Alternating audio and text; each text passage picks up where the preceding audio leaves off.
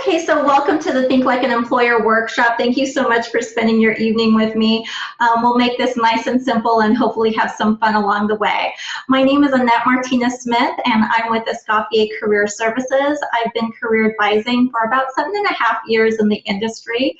So I want to be able to present to you some things that really add value and will help in job seeking and securing an opportunity to work in the industry, continue working in the industry, and getting prepped for externship. So I'm going to take you through some slides here. Basically, our objective today is to demonstrate just the criticality of being able to have the employer's perspective in mind when you're making the most of your communications with them, whether that be in a resume, whether that be through your job search, through online job applications and interviews as well. So this is really going to help you improve your ability to convey the value that you bring as an employee by expressing your skills, your accomplishments, and your abilities in a way that the employer can really see value. All right, so our agenda today is just talking about maximizing communication, what's important to employers, and just having that matchup between what employers want with what you offer as well. I have helped thousands of students go through the process of getting into the industry, continuing on and promoting in the industry, and just being able to go ahead and market themselves well. So that's what we're going to talk about today. Like I said, if you have any questions along the way, feel free to flag me so that I can make sure to address that. Okay, so we're going to talk about really how do we bridge the gap between what we're looking for and what the employer's perspective is. We see right here on the slide that we have a communication gap going on. And why is there a communication gap? Because if you look on the right-hand side, you'll see that as an applicant, as we go through this job search process, we're thinking about what we need.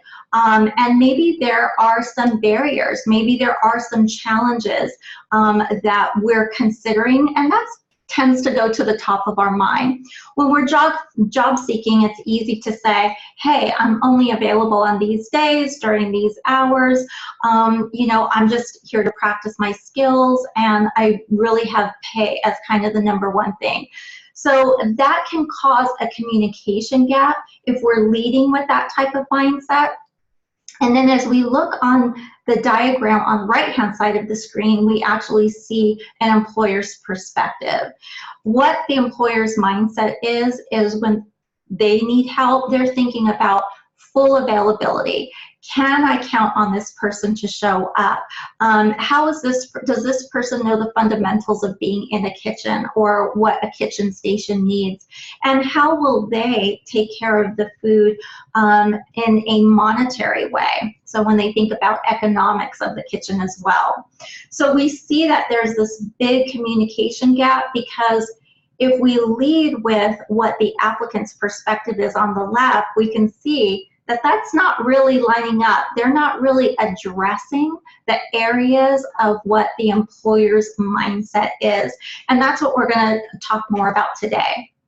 So if we change our focus in communication, and this is making the best use of our time when we're talking with employers, whether that be in a written form or whether that be face-to-face in an interview, we want to be able to really infiltrate or really talk when it comes to things that the employer cares about. Now we see the communication gap closing in. If we look on the left-hand side, we see that the applicant is changing their perspective. I always tell my students when coaching is that think about not what you cannot do, but think about what you can do. You always want to lead with that. And sometimes it's easy as an applicant to think about what we can't do because that's kind of first and foremost. But I want you to change the perspective, take some effort and go, wait a minute, what can I do? Because that's what I want to bring forth first in my communication with employers, in written form and face-to-face. So we see this communication gap is closing here, which is a good thing, because we see that the applicant on the left-hand side is now thinking about what they can do. I'm available 7 days a week, or I'm available 3 days a week. I'm a highly dependable person. I have a professional background. I've worked for at least the last 10 years or so. I have my motto in the fundamentals of being in the kitchen is basically clean as I go. I'm able to implement the safety and sanitation regulations. I understand that. I understand food cost management, that's important, so I'm not wasteful in the kitchen. All of this type of thing is now you're speaking the employer's language. Now you're getting into the mindset of what they really care about. On the right-hand side, you can see that the employer is taking in this communication in a way that references what is important to them. The employer is now hearing, oh, okay, this person is willing to work. This person is dependable. When they're put on schedule, they're going to show up.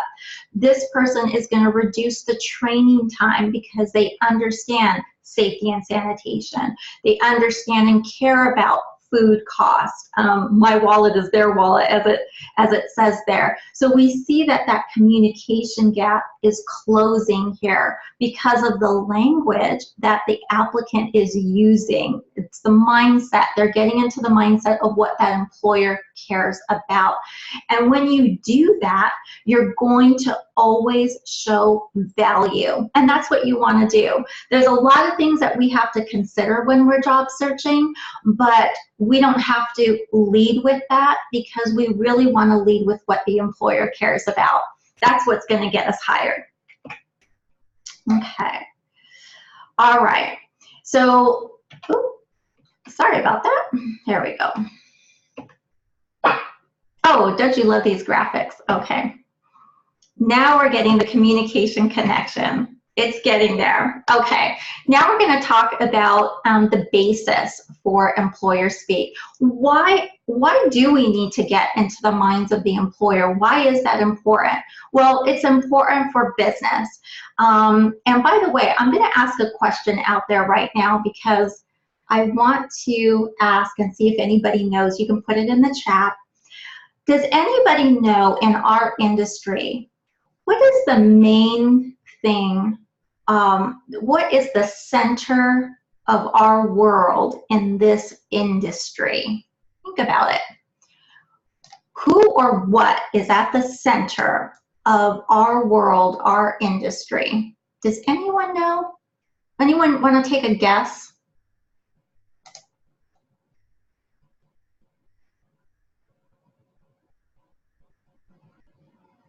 Customers. Oh, Karen, Christy, Denisha, very, very good. Yes, thank you so much.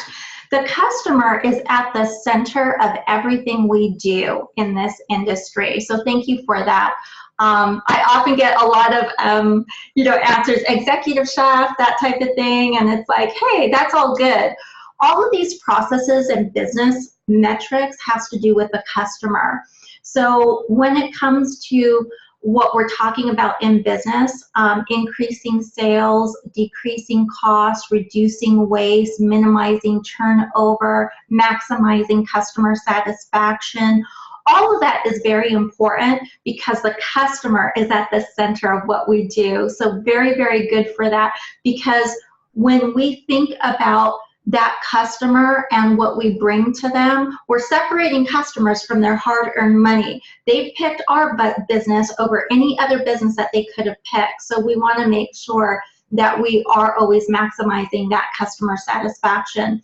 So the reason why employer speak is so important is because all of what happens in the kitchen, all of these processes happen in order to please that customer. They're the ones that pay us for what we do in the industry. So we want to make sure we recognize that. And honestly, to tell you the truth, throughout the years, my most successful graduates and students are the ones that really understand that and really know that what happens in the kitchen is for the customer. So we can kind of get a thick skin and do what we have to do, correct mistakes that we have to correct, because we understand that the center of what we do is to satisfy that customer. All right, so achieving the business metrics, we really want to understand what the employers want. What they want are some what we call hard skills. These are skills that are directly related to the job itself. These are what you learn, what you've been learning in school, what you're going to continue to learn in school for, I think, a total of like a year before you go out on externship.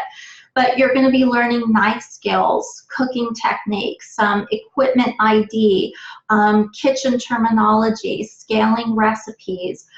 For my pastry people, decorating consistency, sanitation knowledge, some safety and sanitation, basically, regulations, product ID, some baking techniques for my baking people. So you're going to be learning all of these are in the category of hard skills. Now, why is it important for you to know this? I mean, don't you know it? You're in school, so, you know, wouldn't it just be assumed that you know it? Not really. And that's the reason why you have to bring these out. You have to know what your objectives are in school. If this is going to be a career changer for you, if this is going to be your first time you're in a commercial kitchen, especially, you should know how to verbalize all of these skills. You should be able to know how to talk about it. You should be able to know it in written form. Your resume should actually show all of these skills. So if you go through your classes, you go through all of that, you should be able to take out wording and verbiage that's going to be able to relay what hard skills you have. Because again, you're showing value. You're marketing your skill set to businesses. This is how people land opportunities really well. So very good. When it comes to, skipped over that. Okay, there we go. Soft skills. So when it comes to soft skills, these are really important because school doesn't really teach you these soft skills, but yet they're just as important as your hard skills. What are soft skills? Well, transferable skills are what we typically call them. And so if you're working in another industry and you're like, wow, you know, I don't really add any value because I don't work in the industry, that type of thing. Okay, so I'm going to have you change that thinking, to completely do a 180-degree change on that thinking. You add a lot of value. If you have a professional background, if you've been volunteering throughout the years, you do add value. You have soft skills, transferable skills that transfer from one industry to the next. It could be that you have some leadership skills, that you have some organization skills, that you are adaptable. You're able to change priorities according to what the needs are. You're decisive, you're calm under pressure. You can work fast, accurate, consistent results. All of that is really, really good. Being open to criticism is a really important thing. For your line of work of being in a kitchen, it's going to be about coaching, being open to coaching, being open to feedback, giving that attention to detail, being able just to learn and be able to be coachable and be adaptable. Work fast, be consistent in your results, follow instructions. Those are the main things if you're a career changer or you're new to the industry that is really, really important for employers to see and for you to verbalize and communicate to them. If you have commitment, that's awesome. I say there are 3 things. I call it the power of 3. I have seen over the years in my experience the power of 3. These are traits that my most successful people have. They've shown it in school, and they tend to always get to where they want to be with a power of 3. And I would say number one, it's professionalism, showing professionalism. Number two, it's being proactive. And number three is showing a passion for the craft. So those typically would be under the category of transferable skills or soft skills. But those three skills will attract employers, and my most successful graduates are the ones that have always shown that. I have no doubt that each of you have the power of three, and this is something that really adds a lot of value. So don't ever think or don't ever underestimate your skill set and who you are and how you feel about your craft. Now, transferable skills, they're so important that they are incorporated and included in the timesheet for externship. This is the timesheet that you submit when you're in externship, and part of that timesheet is for your supervisor to actually go through and rate you with your soft skills. The hard skills, you'll see they're on the left, like the sanitation, your knife skills, your equipment ID, terminology, and cooking techniques. But you'll see on the right side, your soft skills are just as important, and that's why they're incorporated into the timesheet that you submit while in externship. Professionalism, sociability, time management, your work ethic, and your reliability. So all of that is really, really important. Even for people who have years and years of experience, if their soft skills are not very good, an employer will pick somebody who has a great sense of their soft skills and have no experience in the industry. They'd rather take a person like that than someone who has, you know, a really high skill set but maybe has a bad attitude. So always remain positive in your attitude, always remain coachable, and you will attract employers to you. Now, this is a good question. Where do you find employers' version of really what they want? Well, ta-da! It's the job description. The job description is the employer's wish list. So if you want to know what employers are looking for and you have some in mind, if you go to the job posting, you'll see that this is their wish list. Now, employers know that 100% of the time they're not going to get 100% of what they're asking for, but if they can get pretty close to it, they will get pretty close to it, and you may be the person that they hire. And so we're going to look at the job description and kind of pick out what we're talking about here. In red, you're going to see the hard skills that we defined earlier. In the green, you're going to see the soft skills that we defined. So this is Sodexo, this is a food service worker job posting, and now we're picking out the responsibilities. The responsibilities are now focusing on those hard skills. Can they read the recipes? Do they understand weight, measuring, all of that? Proper storage of food, FIFO, do they understand that? What about keeping records? What about adhering to the rules and procedures for safety and sanitation, basic cooking, that type of thing? So that's all in the green is the transferable skills. Look at that, positive attitude is at the top. What do you know?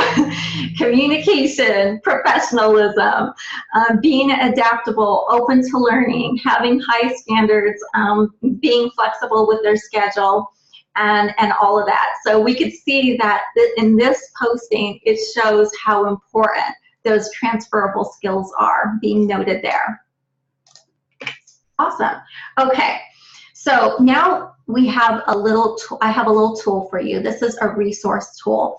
Every single one of you is going to get this in your inbox, in your email, and you're going to get this. It's called an Employer Speak Skills Finder, and this is something where you can actually take a look at it and really think about it. Think about putting down what your hard skills are, what your soft skills are, in accordance with the questions that are asked. So some of the questions that are asked, they're named right here in front of you. What were your performance goals? What skills did you use to meet or exceed them? What are you known for on your job? And if you weren't at your job, are there some things that would fall apart if you weren't there, showing your value of what you do?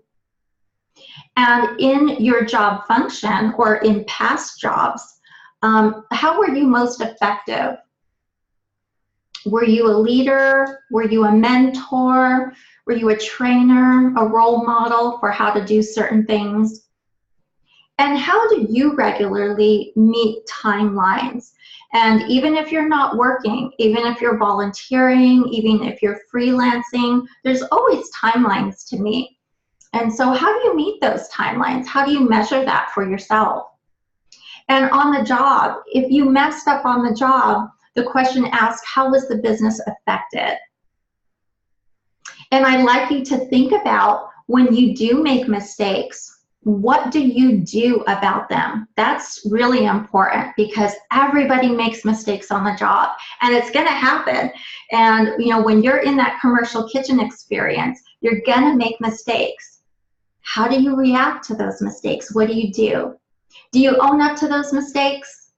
Do you make sure that you don't repeat those mistakes? Do you learn from those mistakes? Those are the 3 things you should be doing with mistakes on the job and making sure that they get corrected and you really learn from them. So I like to hear how my students deal with mistakes because it's going to happen. Don't want you to fall apart. Everybody makes them, but it's really about how you react to them, how you move forward with them. So you're all going to receive this in your email. And so basically, what we have here is employer speak really gets us heard and hired. And it's very, very true. When you know how to put forth value, you know how to market your skill set properly, you will get hired. So on the left-hand side, we can see now a difference. We see a connection happening here. We see what the employer is looking for. That's in red. That's hard skills there. Knowledge of kitchen equipment, being a team player, having proficient knife skills, consistent execution of those menu items, and high standards for plate presentations.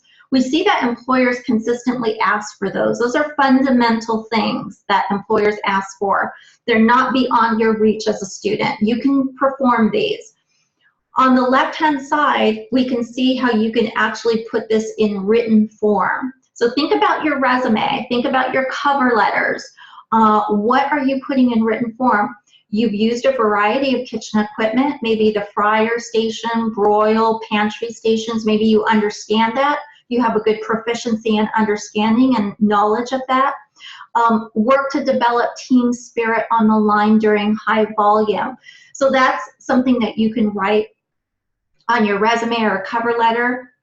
That you've worked in a team before, you've worked in high volume settings before, maybe fast-paced environments. It doesn't have to be in a kitchen, but this is how you can actually write it down and show value in writing.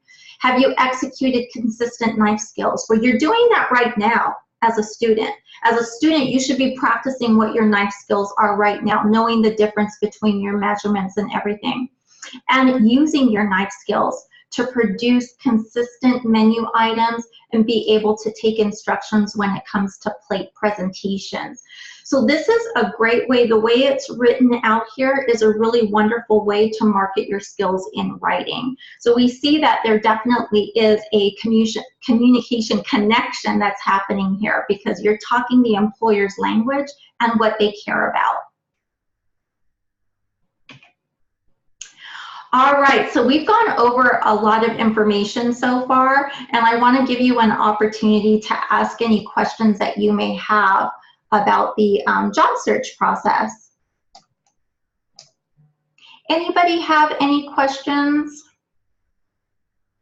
Yes, Stephen, I saw your comment that Indeed job website. Yeah, for sure. There's a lot of different types of third-party search engines where you can look for job postings.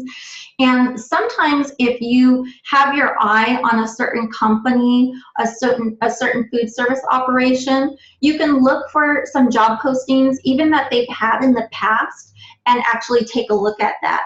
If you don't know like what would be required of certain types of positions that you're looking for, I would say do your research and look for job postings under that job title. Like what are the qualifications for a pantry cook?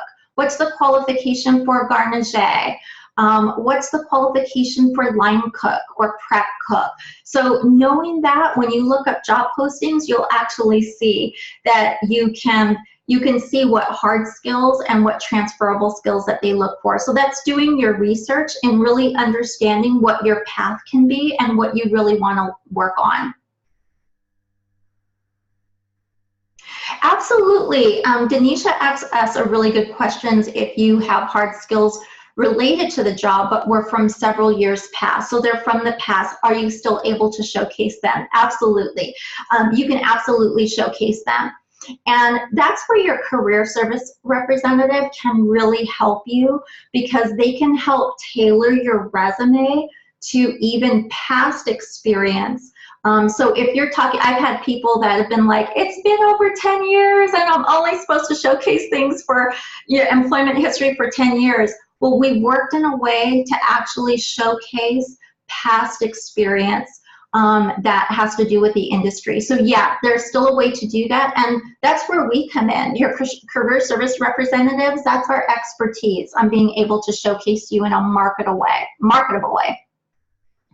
Okay, let me get to these questions here.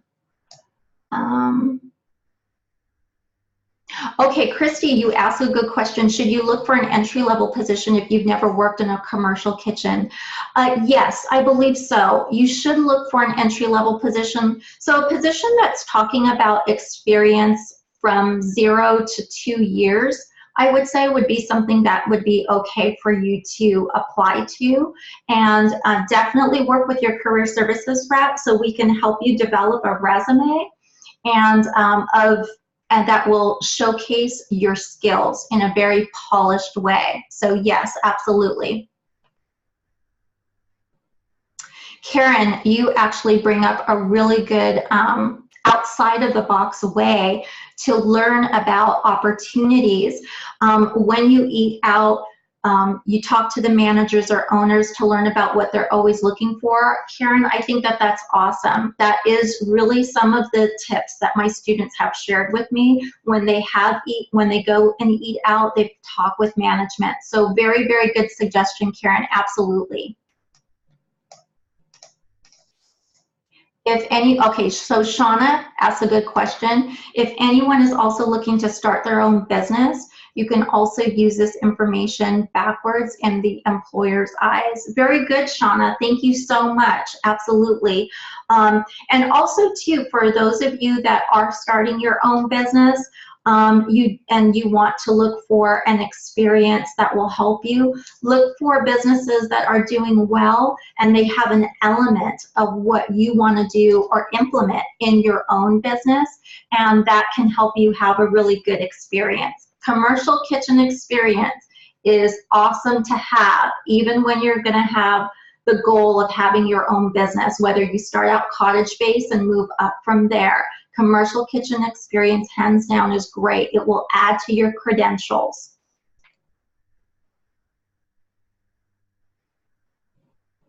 Okay, Stephen, absolutely. So Stephen, congratulations on your job interview. Whoop, whoop. Yeah, very nice. Longhorn Steakhouse as a line cook. That's awesome.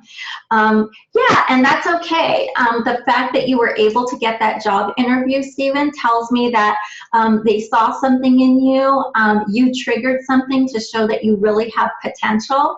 And so that's, Karen said, you do have skills of prominence. Good, awesome, Karen, I love that. Karen, you have good team player experience, so awesome.